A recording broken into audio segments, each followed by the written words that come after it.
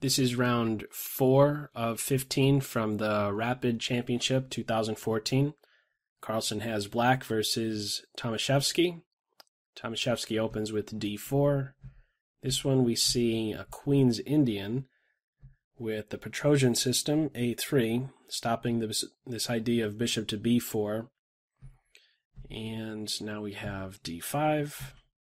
Piece play is the name of the game here, not taking with the d-pawn. You could take with the pawn, but the idea is to, with this, to have the pieces control the center squares, the e4 square, taking with the knight on d5, leaving this diagonal open, in other words.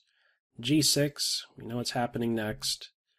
Bishop gives a check, inducing some pawn move. I'm not sure how important it is to insert that check. I don't know how much is accomplished, because eventually that pawn's going to move here anyhow. I guess it's to maybe inconvenience the knight if the knight goes to d7. I think his ideal square is going to be to c6 to exert pressure on d4.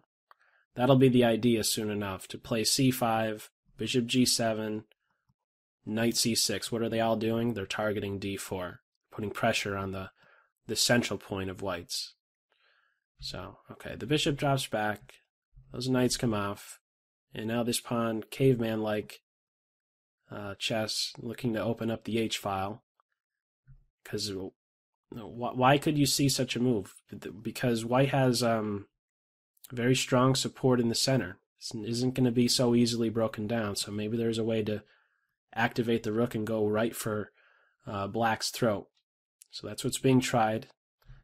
These faster time controls, you see these maybe not objectively best moves, although I believe that was a top recommendation at some point when I was reviewing for this h4 move. But you could get a little bit crazy, of course, in the faster time controls. So here, following through with h5, knight c6. And now this, as soon as I saw this move, I thought, this is something maybe only like a computer plays. Like, who would do this? Why do you take away from the center like this?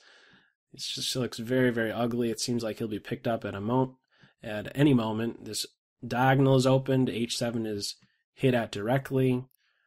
But this pawn is taken right away. Gets pretty crazy, for sure. d8, the bishop's hit. Knight d4, castles. It's a very, very active position, and one that has Carlsen actually on his heels for a little bit here.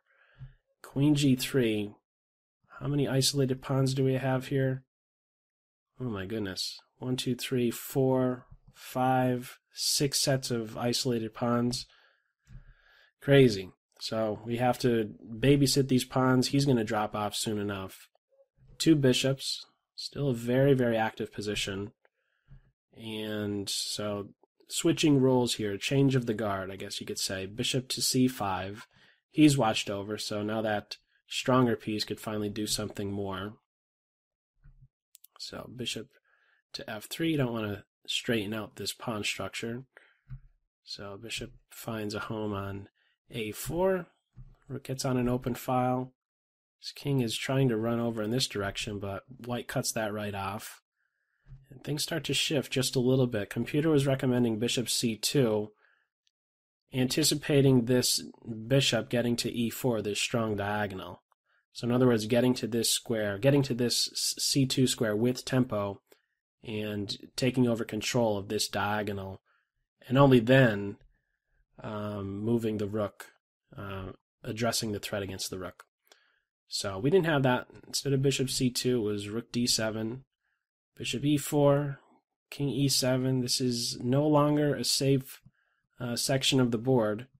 We pretty much had that situation as soon as you captured away from the center, so he's running for his life at this point. We do finally have a pair of bishops exchanged, so now it starts to become much less tactical, more so technical. You can finally rely on a certain color complex. The dark squares will be safe for the black king and the white king.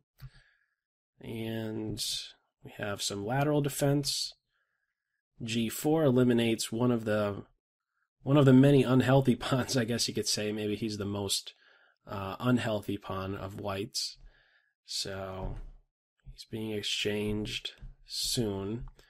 And what's the material count? Black is down a pawn, but it's not so easily converted, is it?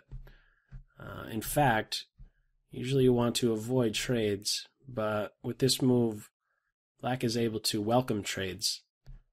We don't have rook takes rook. Rook to b4 was played, but if you do have this pawn will be tracked down. You could defend him, but Black is quick to go ahead and scoop him up. So we don't have that. Rook to b4.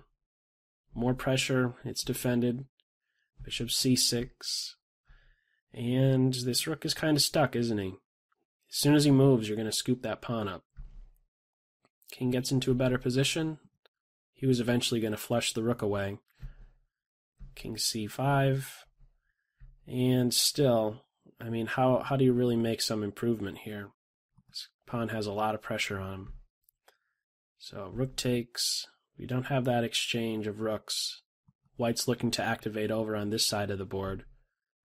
This bishop is in a pin, but there's no way for this bishop to attack it, to exploit the pin or attack the pin piece. So pawn push, rook takes, and this is just petering out to a draw, as we will soon see.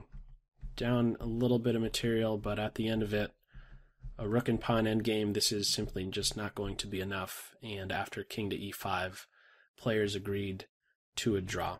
So that's all for this video. Feel free to click the annotation link at the end of this video for round 5 of this tournament, or check in the video's description for links to the 14 other games.